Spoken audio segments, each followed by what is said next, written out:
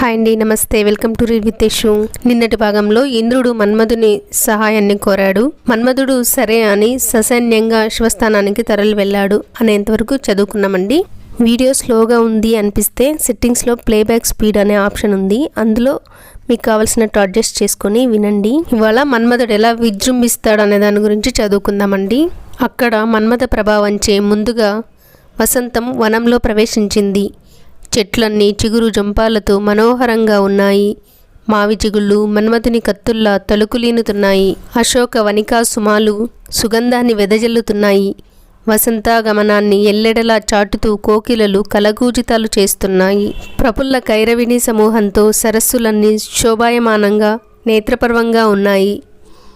తుమ్మెదలు కమ్మగా గానం చేస్తున్నాయి. వెండి జలతారు వంటి వెన్నెల ధారలతో చంద్రుడు ప్రేయసీ ప్రియుల మధ్య దూతకార్యాన్ని నిర్వహిస్తున్నాడు. కామదేవుని రాజమందిరంలోని కర్పూర దీపంలా కలకల వెలిగిపోతున్నాడు కళానిధి. మందాకిని జలాలతో వెన్నెల కరిగి ప్రవాహ రూపంలో చంద్రికామృతాన్ని మోసుకొస్తున్నదా అన్నట్టుంది గంగ. ఆ తపోవనమంతా విరహోత్కంఠిత నాయికలా వేగిపోతూ ఉన్నది. సర్వ సృష్టి మన్మథ ప్రతాపానికి తలవంచింది. వసంతుని ప్రభావం మనోకసులకు సైతం దుస్సహమైంది. ఈ అకాల వసంతాన్ని శివప్రభువు చూసి ఆశ్చర్యాన్ని పొంది తిరిగి సమాధినిష్ఠుడయ్యాడు. కుసుమాస్త్రుడు అప్పటికి అరవిందము అశోకము అనే 2 బాణాలను శివునిపై ప్రయోగించాడు. అవి హర్షణము రోచనము అనే క్రియలను నెరవేర్చలేక నిష్ఫలమయ్యాయి. ఇప్పుడు మోహాన్ని పుట్టించే చూతాన్ని ధనస్సుకు సంధించి రతీదేవికి ఎడమ పక్కన నిలబడి శంకరునిపై ప్రయోగించాడు. ఆ శరప్రయోగానికి సకల జనులు మోహ విభ్రాంతులయ్యారు. శృంగారరసం మన్మధునికి సహాయంగా తన హావభావ లీలా విలాసాదులతో శంకరుని సమీపించింది. మునులారా, మన్మధునికి అప్పటికి శరీరం ఉన్న కారణంగా ప్రకటంగానే సంచరిస్తున్నాడు. శంకరునిలో ఎట్టి వికారాన్ని కనుగొనలేకపోయాడు. కావున అతను భయభ్రాంతుడయ్యాడు. ఇంతలో గిరిజాదేవి సఖీజనులతో కూడి పూజా ద్రవ్యాలతో శంకరుని సమీపించింది. సృష్టిలోని సౌందర్యమంతా మూర్తివంతమైనట్లుంది ఆమె. నానావిధ పుష్ప సమాలంకృత అయిన ఆమె పూలతేరులా ఉంది. అప్పటి వరకు నిస్తరంగ సముద్రంలా గర్జితం లేని నీలమేఘంలా ధ్యాన నిశ్చలుడైన చంద్రశేఖరుడు ధ్యానాన్ని వీడి బాణుని కిరణాల సోకుకు విచ్చుకున్న కమలంలా కన్నులు తెరిచి చూశాడు.